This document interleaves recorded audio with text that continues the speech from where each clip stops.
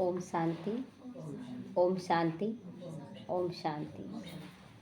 बाबा कह रहे हैं मीठे बच्चे, सबसे अच्छा दैवी गुण है शांत रहना। आज बाबा शांत स्वरूप की स्थिति में टिका रहा हम लोगों को कि सबसे अच्छा गुण है कि नहीं शांत रहना।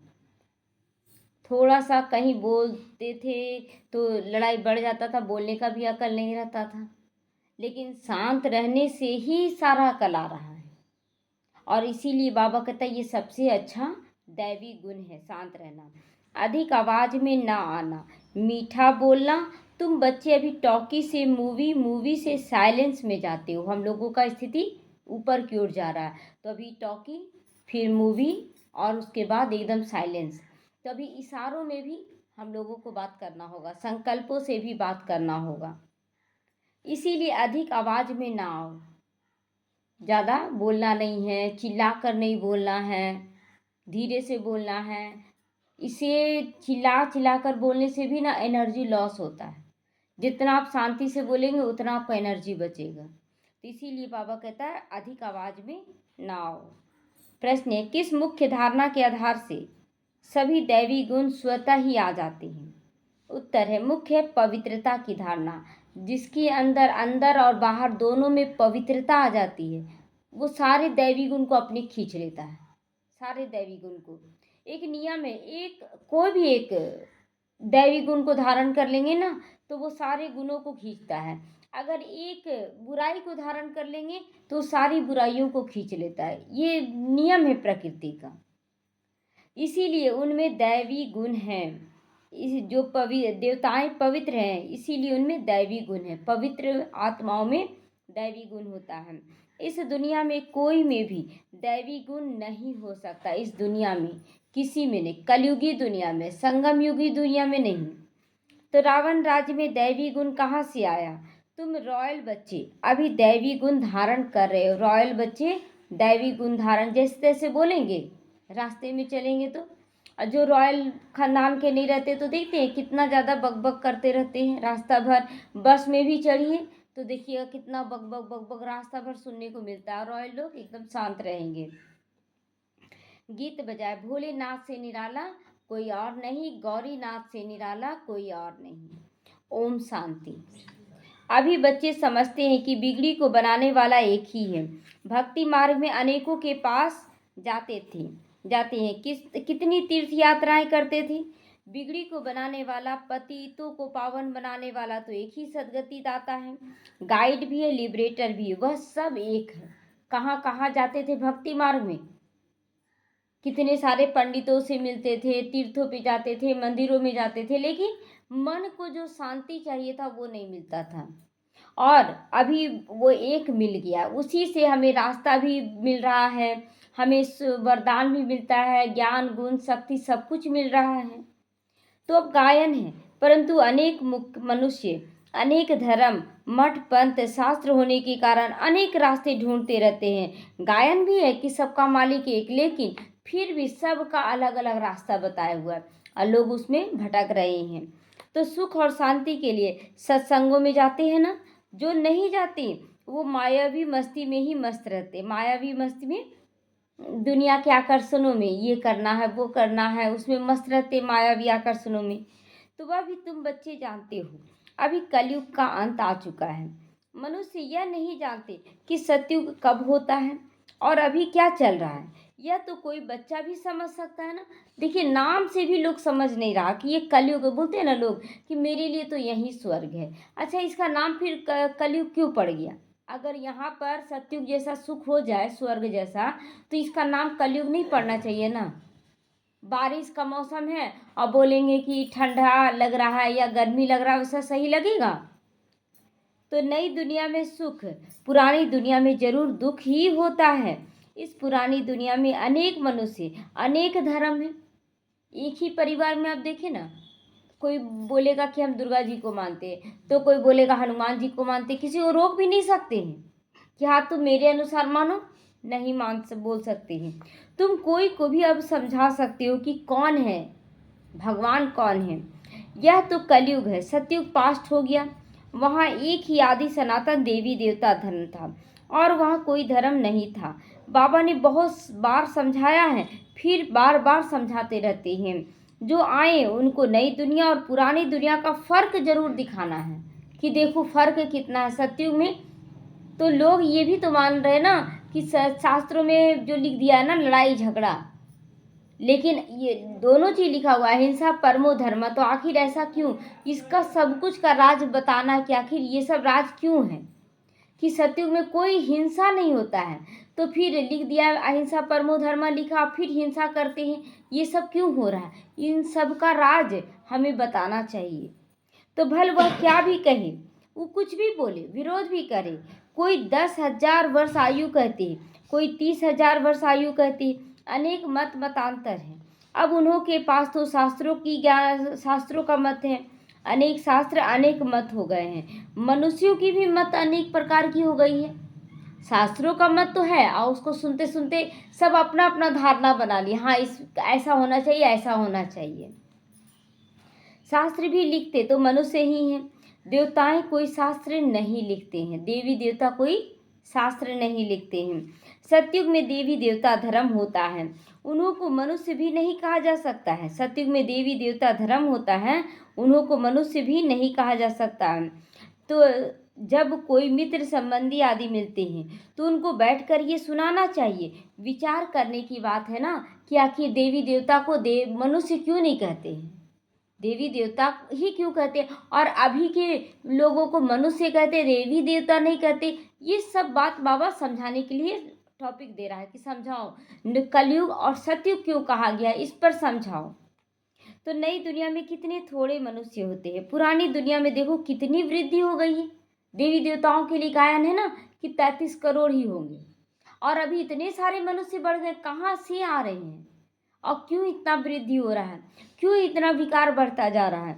सतयुग में सिर्फ एक देवी देवता धर्म होगा, मनुष्य भी थोड़े थे, दैवी गुण भी होते हैं देवताओं में, मनुष्यों में ये दैवी गुण नहीं है। देने का संस्कार ही रावण छीन लेता है, देने से ना प्यार मोहब्बत बढ़ता है, नज़दीकी बढ़ती है, देने का गुण ही छीन लिया है। तो तब तो मनुष्य जाकर देवताओं के आगे नमस्ते करते रहते हैं, देवताओं की महिमा गाते हैं, जानते हैं कि वो स्वर्गवासी हैं, हम तो नरकवासी कलयुगी वासी हैं। मनुष्यों में दैवी गुण नहीं हो सकता है, कोई भी मनुष्य माना जो अपने मन के अनुसार चले, उसको कहा जाता है मनुष्य। तो मन के अनुसार चलने वाला कभी दैवी गुण धारण नहीं कर सकता, ना देवी देवता बनता है। जो आत्मा अपनी स्वराज अधिकार की सीट में बैठकर परमात्मा ज्ञान को सुनती, उसे धारण करती, वही देवी देवता बनती है। तो कोई कहे फलाने में बहुत अच्छे दैवी गुण है, बोलो नहीं, दैवी गुण केवल देवताओं में होते हैं क्योंकि वो पवित्र हैं, बिना पवित्रता के दैवी गुण नहीं आ सकता है। अगर कोई अच्छा कर रहा है सेवा, जैसे बहुत लोग होते हैं घर परिवार में भी, तो वो सबको देने वाले बनते हैं, अच्छा से दे रहे हैं, चाहे उनके पास कम भी है तो भी पूरे परिवार को देखते हैं बहुत अच्छे से। लेकिन कहीं ना कहीं उनके अंदर भी कसक रहती है कि हमको भी तो कोई कुछ करे, हम मेरा बड़ाई तो करे, इस तरह से उनके अंदर भी एक रहता है। तो इसीलिए बाबा क्लियर कर रहा है, यहाँ तुम कितना भी कर लो, तुम्हारे अंदर वो पवित्रता नहीं तो तुम्हारे अंदर दैवी गुण भी नहीं। तो यहाँ पवित्र ना होने के कारण कोई में दैवी गुण हो ना सके, क्योंकि आसुरी रावण राज्य है ना, नई झाड़ में दैवी गुण वाले देवताएं रहते हैं, फिर झाड़ पुराना होता है, रावण राज्य में दैवी गुण वाले कोई हो न सके। सतयुग में आदि सनातन देवी देवता धर्म का प्रवृत्ति मार्ग था, गृहस्थ धर्म था, प्रवृत्ति मार्ग वालों की ही महिमा गाई हुई है। सतयुग में हम पवित्र देवी देवता थे, संन्यास मार्ग नहीं था, संन्यास मार्ग नहीं था, वहाँ पर तो गृहस्थ मार्ग ही होगा ना। तो ये भी बात एक नशा चढ़ाता ना हम बच्चों को कि वहाँ भी गृहस्थी और यहाँ भी हम गृहस्थी हैं, तो यहाँ पर भी हमें अनुभवी बन रहे हैं हर तरह से।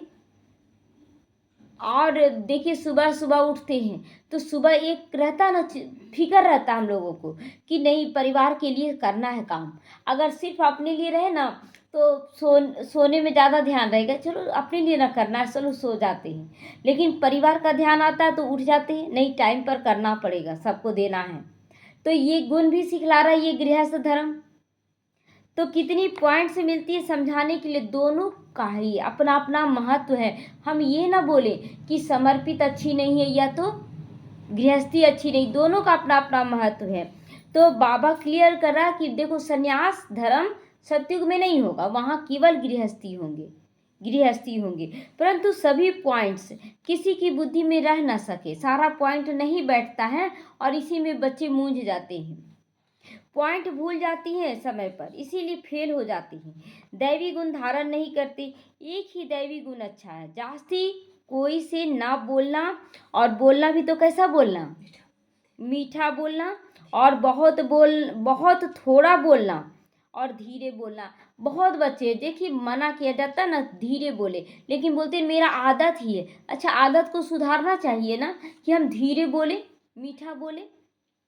तो तुम बच्चों को टॉकी से मूवी से साइलेंस में जाना है ना, ये याद रखना, हम लोगों को ज़्यादा नहीं बोलना है, मीठा बोलना और धीरे बोलना है। तो टॉकी को बहुत कम करना चाहिए, मतलब ज़्यादा बात नहीं करना है। देखते हैं थोड़ा सा कुछ होता है तो बात करना शुरू हो जाता है, हम लोगों को एकदम साइलेंस में रहना है। जो बहुत थोड़ा और धीरे बोलते हैं तो समझो वो रॉयल घर के हैं। ये बाबा एक वरदान समझो कि अभी भी सोचिए कि अगर हम लोग धीरे बोलते हैं, मीठा बोलते हैं, कम बोलते हैं, तो समझ ले कि हम लोग रॉयल फैमिली में जाने वाले हैं। अगर ज़्यादा बोल रहे हैं तो आप प्रजा में जाने वाले हैं। तो प्रजा में जाने वाला बनना है क्या? यहाँ भी देखिए बड़े लोग कम बोलते, सोच समझ के बोलते हैं, और जो गांव जैसे जैसे घर वाले देखते हैं कितना बोलते हैं, तो उन लोगों के लिए बोला जाता है देखो देहाती है ये लोग, है ना। तो इसलिए हम लोगों को वो नाम नहीं लेना है। तो समझते हैं ना ये रॉयल घर का है, मुख से सदैव रतन ही निकले। सन्यासी अथवा कोई भी हो, उनको नई और पुरानी दुनिया का कंट्रास्ट जरूर बताना चाहिए। सतयुग में दैवी गुण वाले मनु देवताएं थे, यह प्रवृत्ति मार्ग था। तुम सन्यासियों का धर्म ही अलग है। शुरुआत में तो विरोध करते थे, लेकिन अब तो देखिए सन्यासी ही ब्रह्म कुमारी का नाम बाला कर रहे हैं। तो फिर भी यह समझते थोड़ी हैं, फिर भी यह तो समझते हो ना कि नई सृष्टि सतो प्रधान होती है।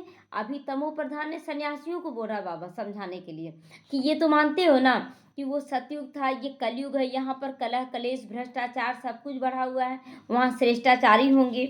तो आत्मा तमो प्रधान होती है तो शरीर कैसा मिलेगा, वो भी तो तमो प्रधान ही मिलेगा ना। तो अभी है पतित दुनिया, सबको पतित कहेंगे, वह है पावन सतो प्रधान दुनिया, वहाँ वही नई दुनिया सो पुरानी होती आई है। इस समय सभी मनुष्य आत्माएं नास्तिक बन पड़े हैं, इसीलिए तो हंगामे करते हैं ना। अगर एक धर्म आया, कोई धर्म वाला अपना कुछ करा तो दूसरे धर्म वाले हंगामा कर देते हैं, क्यों बोलते मेरा धर्म श्रेष्ठ है। अरे हर धर्म तो उन्हीं से जुड़ा है। एक बोली मेरी माँ है तो इधर खींच रहा है, एक बोली मेरी चाची है तो उधर खींच रहा है। सही है, खिंचा तो रहा है एक ही ना। उसी तरह कोई अल्लाह कह रहा है, कोई ईश्वर कह रहा, और फिर लड़ रहे हैं आपस में, तो नाम तो उसी का ले रहे हैं, लड़ रहे हैं यहाँ पर। तो धनी को न जानने के कारण आपस में लड़ते झगड़ते रहते हैं। रचयिता और रचना को जानने वाले को आस्तिक कहा जाता है। पूजा पाठ करने वाले को आस्तिक कहा जाएगा? पूजा पाठ करने वाले को आस्तिक नहीं कहा जाता है। आस्तिक उसको कहा जाता है जो परमात्मा को जाने, कौन है वो, कैसा है। संन्यास धर्म वाले तो नई दुनिया को जानते ही नहीं, तो वहाँ आते ही नहीं हैं, सतयुग में नहीं आते हैं। बाप ने समझाया है अभी सभी आत्माएं तमो प्रधान बनी है, फिर सभी आत्माओं को सतो प्रधान कौन बनाएगा? परमपिता परमात्मा बनाएगा, बाकी टोटल आत्माएं तो तमो प्रधान हो गई है, तो वो कैसे बनाएंगी? तो वह तो बाप ही बना सकते हैं। सतो प्रधान दुनिया में थोड़े मनुष्य होते हैं, बाकी सब मुक्ति धाम में रहते हैं। ब्रह्म तत्व है जहाँ हम आत्माएं निवास करती है। छठा तत्व होता है ब्रह्म तत्व, जहाँ आत्मा निवास करती है 5 तत्वों से परे होकर। तो उनको कहा जाता है ब्रह्मांड, अंडे मिसल रहती हैं बोलते हैं।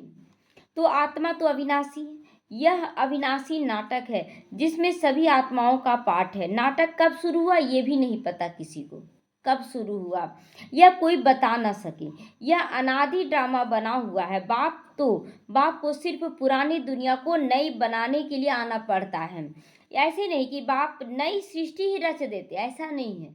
नई सृष्टि मतलब पूरा जमीन ही खत्म हो गया, फिर से जमीन बनाए, मकान बनाए, ऐसा होता है क्या? मकान हटाया जाता है, जमीन तो वही है ना।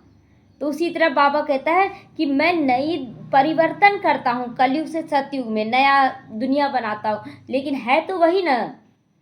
तो जब पतित होते हैं तभी पुकारते, सतयुग में कोई पुकारते नहीं, है ही पावन दुनिया। रावण पतित दुनिया बना देता है, परम पिता आकर पावन बना देते हैं। तो आधा आधा जरूर कहेंगे, आधा सतयुग त्रेता और आधा रावण राज द्वापर कलयुग। ब्रह्मा का दिन और ब्रह्मा की रात आधा आधा हुई, जैसे कि आधा हुआ, लेकिन सत्युग में जैसे धीरे धीरे गिरते हैं, लेकिन सत्व प्रधानता तो रहती है ना, सत्व तो रहता है। उसी तरह द्वापर में दुख पूरा नहीं होता, धीरे धीरे गिरते, लास्ट में तमो प्रधानता आ जाती है। तो ज्ञान से दिन वहाँ अज्ञान है नहीं। भक्ति मार्ग को अंधियारा मार्ग कहा जाता है, इसलिए भटकते रहते हैं। देवताएं पुनर्जन्म लेते लेते फिर अंधियारे में आ जाते हैं। इसीलिए इस सीढ़ी में दिखाया है कि मनुष्य कैसे सतो रजो तमो में आते हैं। दिखाया ना, एक ही राधे कृष्ण को कैसे दिखाया, लक्ष्मी नारायण बनते हैं, फिर और 8 जन्म लेते हैं, फिर रामनवमी मनाया जाता है। अभी सबकी जड़ जड़ी भूत अवस्था, जड़ जड़ी भूत अवस्था माना सूखा हुआ झाड़ देखते हैं ना, सूख जाता है, अगर उसमें एक चिंगारी भी लग जाए तो पूरा जल जाएगा। वही चीज़ अभी नहीं हो रहा है। एक थोड़ा सा पिन लगा दीजिए ना, थोड़ा सा कोई बात बोल दीजिए तो देखिए लोग कितना भड़क उठते हैं। तो ये उसकी ही निशानी है। तो बाप आते ट्रांसफर करने, अर्थात मनुष्य को देवता बनाने। जब देवता थे तो आसुरी गुण वाले मनुष्य नहीं थे। अभी इन आसुरी गुण वालों को फिर दैवी गुण वाला कौन बनाएगा? तो कौन बनाएगा? अभी तो अनेक धर्म, अनेक मनुष्य लड़ते झगड़ते रहते हैं। सतयुग में एक धर्म होगा तो दुख की कोई बात नहीं। देखिए बाबा जहाँ भी बच्चे हैं सबको एक ही संस्कार सिखा रहा ना, एक ही संस्कार सिखा रहा। और जब हम लोग मिलते हैं तो अनजानपना लग रहा है, किसी से भी मिलते, अभी इतनी सारी आत्माओं से हम लोग ऑनलाइन के जरिए मिल रहे हैं, लेकिन अनजान नहीं लग रहा है, क्योंकि संस्कार जो वहाँ डाला जा रहा है वही यहाँ भी डाला जा रहा है। हाँ, थोड़ा सा नंबरवार है बस ना। तो उसी तरह हम लोग जब भी मिलेंगे संस्कारों का रास अपने आप हो जाएगा वहाँ पर, क्योंकि बाबा जहाँ कहीं भी तैयारी करवा रहा है। तो शास्त्रों में तो बहुत दंत कथाएं लिख दी हैं जो जन्म जन्मांतर पढ़ते आए। बाप कहते हैं ये सब भक्ति मार्ग के शास्त्र हैं, उनसे मुझे प्राप्त नहीं कर सकते हो। कितना भी पोथी पढ़ी पढ़ी जगमुआ, पंडित भयो न कोई। 2.5 अक्षर प्रेम का पढ़े सो पंडित हो। जो प्रेम का पाठ पक्का कर लिया वही प्रेम को पा सकता है ना, प्रेम के सागर को पा सकता है। तो हम लोग भी प्रेम से जुड़ रहे हैं, बाबा से जुड़ रहे हैं। तो मुझे तो स्वयं एक ही बार आकर सबकी सदगति करनी है। ऐसे वापस कोई जा न सके, ऐसे कोई भी नहीं जा सकता है, बाबा के बिना कोई नहीं जा सकता है। बहुत धैर्य से बैठकर समझाना चाहिए, हंगामा भी ना हो इसका ख्याल रखना चाहिए। कहीं भी ऐसा शब्द ना बोले जिससे हंगामा हो। उन लोगों को अपना अहंकार तो रहता है ना, हम बहुत जानते हैं, और रॉयल फैमिली के पास जाएंगे ना तो उन लोग को भी अहंकार रहता है ना कि हम बहुत सुख में हैं, स्वर्ग में हैं। तो अहंकार सबको रहता है। साधु संतों के साथ फॉलोवर्स भी रहते हैं, तो झट कह देंगे इनको भी ब्रह्मा कुमारियों का जादू लग गया है। सयानी मनुष्य जो होंगे वह कहेंगे ये विचार करने योग्य बातें हैं। अगर सन्यासियों में भी जो समझदार होंगे वो सुनेंगे तो बोलेंगे। अभी एक निकले हैं ना, कितना सुंदर से वो सारा चीज़ बता रहे कि अगर तुमको स्वर्ग देखना हो तो ब्रह्मा कुमारियों के पास जाओ, भगवान से मिलना हो तो इन लोग तो चलता फिरता गीता का ज्ञान है, तो समझ कर बोल रहे हैं ना, तो समझने योग्य हैं। मेले प्रदर्शनी में अनेक प्रकार के लोग आते हैं। प्रदर्शनी आदि में कोई भी आए तो उसे बड़े धैर्य से समझाना चाहिए। ये नहीं कि जो भी आए और सब कुछ समझना है, उसके रग रग को, नस को समझना है। जैसे बाबा धीरज से समझा रहे हैं ना, कोई भी ऐसा शब्द तो नहीं लिख रहे जिससे कोई बुरा लगे किसी को। बहुत जोर से बोलना भी नहीं चाहिए कि वो बहस लगाने लगे तो बोलना है कि आप आइए सेंटर पे आइए, आपके सारे क्वेश्चन का जवाब हम देंगे। तो प्रदर्शनी में बहुत इकट्ठा हो जाते हैं, तो फिर कह देना चाहिए आप कुछ टाइम देकर एकांत में आकर समझेंगे, आपको रचयिता और रचना का राज हम समझाएंगे। रचना के आदि मध्य अंत का ज्ञान रचयिता बाप ही समझाते। दुनिया में किसी के अंदर ये ज्ञान नहीं है, तभी तो कहते त्वमेव विद्या द्रविणम, भगवान ही ज्ञान दे सकते हैं। अगर दुनिया वाले दे ही देते तो कलयुग आता ही नहीं। तो बाकी तो सब नेति नेति करके जाते हैं, कोई भी मनुष्य जा न सके। ज्ञान से सद्गति हो जाती है, फिर ज्ञान की दरकार नहीं रहती। यह नॉलेज सिवाय बाप के कोई समझा ना सके। ये सारा नॉलेज बाप के सिवाय कोई भी नहीं समझा सकता है। समझाने वाला कोई बुजुर्ग होगा तो मनुष्य समझेंगे, हाँ ये अनुभवी है, समझा सकता, जरूर सत्संग आदि किया होगा। कोई बच्चे समझाएंगे तो कहेंगे ये क्या जाने, हमको क्या समझाएगा, छोटा छोटा बच्चा हमको समझाएगा। देखिए हर तरह के लोगों का बाबा बता रहा है। कभी ये भी बोलता है ना कि छोटी बच्चियां जब आत्मा का परिचय देती है तो लोगों को तीर लगता है कि देखो इतनी छोटी बच्ची कितना अच्छा ज्ञान सुना रही है। लेकिन मनुष्य भी अनेक मत वाले हैं ना, तो कोई बोल देते इतनी छोटी सी बच्ची हमको ज्ञान देगी, ये भी है। तो ऐसे ऐसे को बुजुर्गों का असर पड़ सकता है। तो बाबा कहते हैं ना हर तरह के बच्चों को तैयार रखना है। बच्चे भी समझाने वाले हो, बुजुर्ग भी हो, माताएं भी हो, समर्पित भी हो। तो बाप एक ही बार आकर ये नॉलेज समझाते हैं, तमो प्रधान से सतो प्रधान बनाते हैं। माताएं बैठ उनको समझाएंगी तो वो भी खुश होंगे। बोलो ज्ञान का सागर बाप ने ज्ञान का कलश हम माताओं को दिया है, फिर औरों को देते हैं। बहुत नम्रता से बोलते रहना है, बहुत नम्रता से बोलते रहना है। शिव ही ज्ञान का सागर है जो हमको ज्ञान सुनाते हैं। कहते मैं तुम माताओं द्वारा मुक्ति जीवन मुक्ति का गेट खोलता हूँ। इसीलिए नाम भी पहले आया लक्ष्मी नारायण सीताराम, जग ने लिया पहले तेरा नाम। जब भी यज्ञ रचा जाता है तो कलश यात्रा निकाला जाता है, वो भी पुरुषों के सिर पर नहीं, माताओं के सिर पर। तो ये भी, इसका भी तो राज है ना, आखिर माताओं के सिर पर क्यों रखा गया। भाइयों का भी तो ये सवाल आता है कि जब हम ब्रह्मा कुमार बने तो ये क्यों नहीं। आत्मा गुप्त आत्मा को पुरुष बोला गया है, शरीर प्रकृति नारी का रूप है, तो हम तो शरीर को ही ना पहले कलश देंगे ना। आत्मा का परिचय देने के लिए तो पहले शरीर द्वारा ना बताएंगे। तो इसीलिए शरीर यानी प्रकृति का रूप है, तो इसलिए नारी के ऊपर कलश रखा जाता है, बाकी आत्मा तो सब है। तो तुम माताओं द्वारा मुक्ति और जीवन मुक्ति का गेट खोलता हूँ, और कोई खोल ना सके। हम अभी परमात्मा द्वारा पढ़ रहे हैं, हमको कोई मनुष्य नहीं पढ़ाते हैं।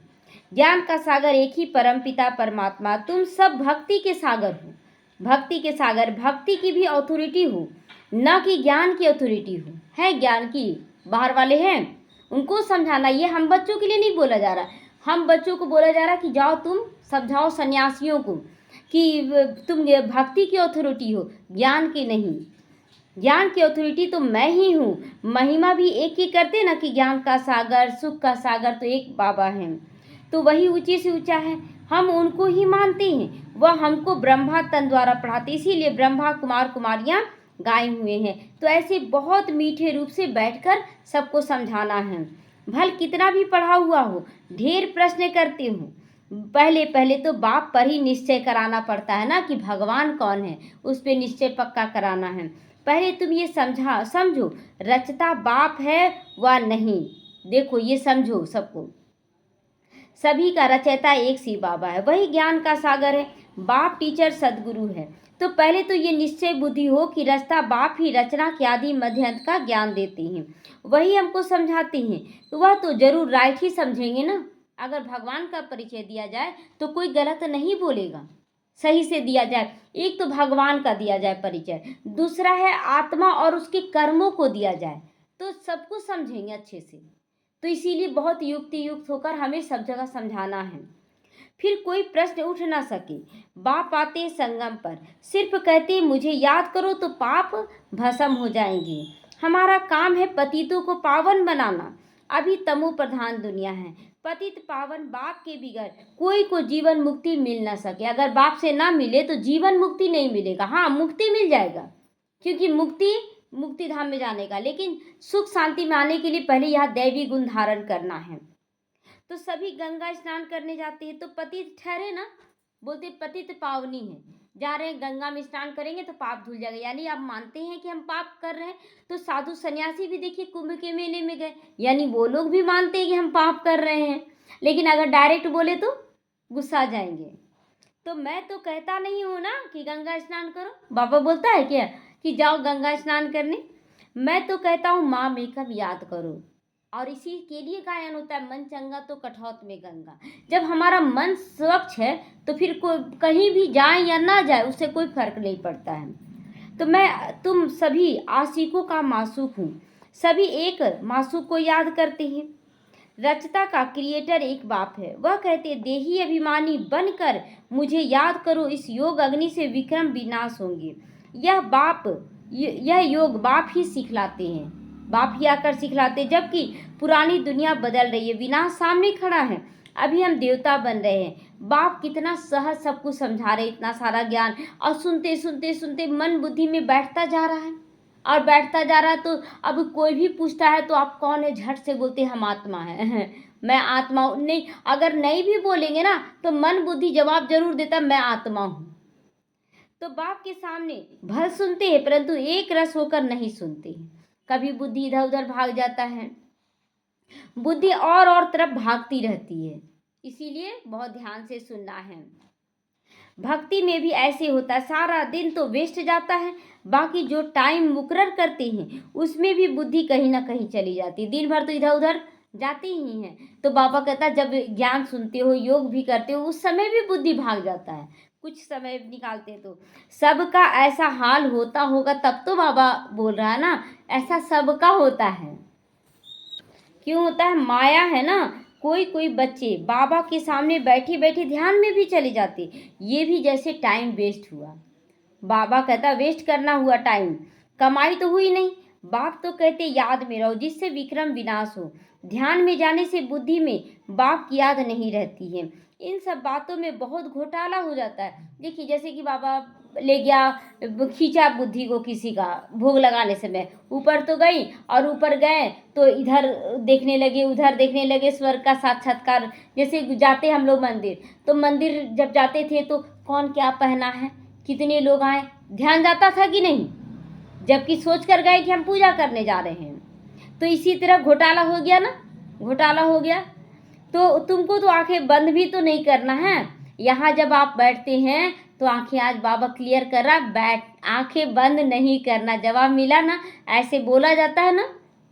तो याद में बैठना, आंखें खोलने से डरना नहीं है, आंखें खुली हो, बुद्धि में मासूक की याद हो, आंखें बंद करके बैठना, ये कायदा नहीं है। यहाँ पर आंखें खोल कर ही बैठना है। बाप कहते याद में बैठो, ऐसे थोड़े ही कहते कि आंखें बंद कर लो, कभी नहीं बाबा कहा है, कितनी बार बोलता है बाबा, एकदम आंखें खोल कर बैठना है, आंखें बंद कर लेना, कान एकदम नीचे ऐसे कर लेना, नहीं हम सुन रहे तो ये सही है, ये सही नहीं है। हमें बाबा को देखकर बात करना है। तो नीचे कांध करके बैठोगे तो बाबा तुम्हें कैसे देखेंगे, ऐसे कर लेंगे तो कैसे देखेंगे, ये गलत है ना। यही सब चीज़ देखिए, सामने देखना, देखते हैं तो इस तरह का बताया जाता है। आंखें कभी बंद नहीं करनी चाहिए, आंखें बंद हो जाती हैं तो कुछ दाल में जरूर काला, नींद में चले जाते हैं या बुद्धि योग इधर उधर चला जाता है। जब जब बाबा टोकवाता है ना इस ढंग से तो मुरली तुरंत चला देता है। हर बार एक बहन आती थी ना जीन्स ये सब पहन के, तुरंत बाबा उस समय कपड़ों पर ही, कपड़ा सरीके का पहनो, तुरंत कपड़े पर भी मुरली चलाया था। तो उसी तरह भी देखिए, कांध ऐसे करके बैठना, आंख बंद करके, नहीं हम सुन रहे, हम जगे, ये सब बोलना बहानाबाजी है। बाबा इसलिए मुरली के दौरान, और उस समय भी होता होगा तभी मुरली चला है। तो दाल में कुछ काला है। और कोई को याद करते होंगे तो बाप तो कहते हैं कोई भी मित्र संबंधियों को याद किया तो तुम बच्चे सच्चे आशिक नहीं ठहरे मेरे। सच्चे आशिक चाहिए बाबा को, सच्चा आशिक बनोगे तभी ऊंचा पद पाओगे। मेहनत सारी याद में है, दे अभिमान में बाप को भूलते फिर धक्के खाते रहते हैं। तो बहुत मीठा भी बनना चाहिए, वातावरण भी मीठा हो, कोई आवाज़ नहीं, लड़ाई झगड़ा तिक तिक नहीं करना हम लोगों को। कोई भी आए तो देखे बात कितना ये मीठा करते हैं, बहुत मीठा करते हैं। बहुत साइलेंस होनी चाहिए, कुछ भी लड़ना झगड़ना नहीं। बाबा के कमरे में कोई आवाज़ नहीं, अगर आवाज़ करना है तो आप कमरे से बाहर जाके बात करें, लेकिन बाबा के कमरे में फालतू बात नहीं। तो नहीं तो जैसे बाप, टीचर, गुरु तीनों की ही निंदा करा देते हो, तीनों की ही निंदा आवाज करने लगते हैं, तो तीनों की निंदा, देखो कितना हल्ला हो रहा है, तो वह फिर पद बहुत कम पाएंगे। बच्चों को अब समझ तो मिली है ना, सब समझ मिल रहा है, सब कुछ रोज बाबा मुरली के द्वारा हर चीज समझाने दे रहा है। तो बाप कहते हैं हम तुमको पढ़ाते हैं ऊंचा पद पाने के लिए, पढ़कर फिर औरों को पढ़ाना है, खुद भी समझ सकते हैं। हम तो कोई को सुनाते नहीं तो क्या पद पाएंगे, किसी न किसी को सुनाना भी बहुत है, अपनी स्थिति से भी। तो प्रजा नहीं बनाओगे तो क्या बनेंगे, योग नहीं, ज्ञान नहीं, तो फिर जरूर पढ़े हुए के आगे भरी ढोनी पड़ेगी। तो इसीलिए ज्ञान, योग, धारणा, सेवा, हर चीज में एक्यूरेसी। ऐसा नहीं है कि आप ज्ञान नहीं दे सकते, आप जहाँ पर हैं वहाँ के लोगों को ज्ञान दे सकते हैं, आप परिवारों में जा रहे हैं वहाँ ज्ञान दे सकते हैं, बस में ट्रेवल कर रहे हैं, आप देखिए कौन बैठा है, तो देखिए ज्ञान जाता है कि नहीं। तो अपने को देखना चाहिए, इस समय नापास हुए तो कम पद पाया तो कल्पांतर पद कम हो जाएगा। इसलिए जहाँ भी जाएं ये बाबा का हर एक महावाक्य को समा कर जाएं कि मुझे क्या करना है। बाप का काम है समझाना, नहीं समझेंगे तो अपना पद भ्रष्ट करेंगे। कैसे किसको समझाना चाहिए वह भी बाबा समझाते रहते हैं। कितना थोड़े हैं, थोड़ा और आहिस्ता बोलेंगे उतना अच्छा है, थोड़ा भी बोलना है और आहिस्ता बोलना है। बाबा सर्विस करने वालों की महिमा भी बहुत करते हैं, बहुत अच्छी सेवा करते हैं तो बाबा के दिल पर चढ़ जाते हैं। सेवा से ही दिल पर चढ़ेंगे ना, जो जितना जास्ती सेवा करेंगे उतना बाप के दिल पर चढ़ेंगे। इसलिए सेवा हमें करना जरूर है। याद की यात्रा भी जरूरी चाहिए, तब तो सतो प्रधान बनोगे। मतलब चारों ही सब्जेक्ट पे बाबा टेंशन दिलवा रहा है।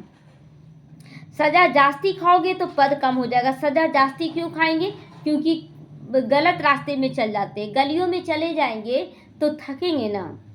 तो पाप भस्म नहीं होते हैं तो सजा खानी पड़ती है, पद भी कम हो जाता है, उसको घाटा कहा जाता है। यह भी व्यापार है ना, घाटे में नहीं जाना चाहिए। दैवी गुण धारण करो, हर एक क्षण हम सोचे कि कैसे हमको इसको निकलना है। खुद गलत वाइब्रेशन नहीं फैलाना, ऐसा नहीं है वैसा नहीं, ये सब मन का व्यर्थ संकल्प, नेगेटिव संकल्प पूरी प्रकृति को जा रहा, जिससे पाप का बोझा बढ़ जाता है और फिर सजा के हकदार होते हैं। तो ऊंचा बनना चाहिए। बाबा उन्नति के लिए किस्म किस्म की बातें सुनाते हैं। अब जो करेंगे सो पाएंगे। तुमको परिस्तानी बनना है तो गुण भी ऐसे धारण करो। तो आज से कम बोलना, धीरे बोलना, मीठा बोलना और आंखें खोल कर बैठना और कांध सीधा रख के बैठना, रॉयल्टी दिखाना। अच्छा, मीठे मीठे सीख लेते बच्चों प्रति माता पिता बाप दादा का याद प्यार और गुड मॉर्निंग। रूहानी बाप की रूहानी बच्चों को नमस्ते। हम रूहानी बच्चों की रूहानी माता पिता बाप दादा को याद प्यार, गुड मॉर्निंग और नमस्ते नमस्ते। शुक्रिया बाबा, शुक्रिया। धारणा के लिए मुख्य सारे, किसी से भी बहुत नम्रता से और धीरे से बातचीत करना है। बोल चाल बहुत मीठा हो, साइलेंस का वातावरण हो, कोई भी आवाज ना हो, तब सेवा की सफलता मिलती है। आज से सभी लोग समझे, जो जो तेज आवाज में बोलते हैं वो तेज आवाज को धीमा करे। बाबा कई बार बोला है कि जब साइंस के साधनों द्वारा आवाज को कम किया जा सकता है तो क्या तुम अपना वॉल्यूम कम नहीं कर सकते हो। तो हमें अपना वॉल्यूम कम करना है, तो कोई भी आवाज ना हो, सेवा की सफलता होगी। सच्चा सच्चा आशिक बनकर एक मासूक को याद करना है। याद में कभी आंखें बंद करके कांध नीचे करके नहीं बैठना है ना, एकदम सीधा बैठना है। देही अभिमानी होकर बैठना है। वरदान सभी खजानों को स्व के प्रति भी लगाओ और औरों के प्रति यूज करने वाले अखंड महादानी बनो। कभी भी ये महसूस ना हो कि हम क्या समझाएं, अखंड, खंडित ना हो, मतलब रुक ना जाना है। जैसे बाप का भंडारा सदा चलता रहता है, रोज देते रहते हैं ना, ऐसे आपका भी अखंड लंगर चलता रहे, क्योंकि आपके पास ज्ञान का, शक्तियों का, खुशियों का भंडार भरपूर है, खुशियों का भी है। इससे साथ में रखने व यूज करने से कोई भी खतरा नहीं है। अगर जो बाबा दे रहा है ना खजाना, उसमें खतरा कब है, खतरा कब है, हाँ, जब उसको यूज नहीं करेंगे ना, अंदर में दबा के रखेंगे ज्ञान को, तो खतरा है, कोई ना कोई खत्म कर देगा, माया ऐसा बुद्धि भड़काएगा। लेकिन अगर आप उसको देते रहते हैं किसी को तो वो बढ़ता जाएगा, ख़त्म नहीं होगा। तो ये भंडारा खुला होगा तो चोर नहीं आएगा, नहीं तो माया चोर आकर लूट के ले जाएगा। तो बंद रखोगे तो चोर तो आएंगे ना अंदर में। इसीलिए रोज अपने मिले हुए खजानों को देखो और स्व के प्रति, औरों के प्रति यूज करो, तो अखंड महादानी बन जाओगे। स्लोगन है, सुने हुए को मनन करो, मनन करने से शक्तिशाली बनोगे। जो भी बाबा ज्ञान सुनाता उसको अंदर में मक्खन निकालते रहना मनन चिंतन करके। अव्यक्त इशारे, कंबाइंड रूप की स्मृति से सदा विजयी बनो। सेवा और स्थिति, बाप और आप, यह कंबाइंड स्थिति, कंबाइंड सेवा करो तो सदा फरिश्ते स्वरूप का अनुभव करोगे। सेवा और स्थिति दोनों पर ध्यान देना है। फिर बाप और आप, मैं आत्मा और परमात्मा साथ कंबाइंड रहें, इस तरह से सेवा करना है। सदा बाप के साथ भी हैं और वो मेरा साथी भी है, यह डबल अनुभव हो। स्व की लगन में सदा साथ का अनुभव करो और सेवा में सदा साथी का अनुभव करो। सेवा में क्या करना है, स्व की लगन में सदा साथ का अनुभव करो कि बाबा मेरी छत्र छाया बने हुए हैं और साथी भी बने हुए हैं कि अगर हम नहीं भी बोले तो बाबा इस मुख पर आकर तुरंत उस बात को संभाल लेगा। तो इस तरह से वो साथी भी है और उनके साथ हैं हम हैं। ओम शांति।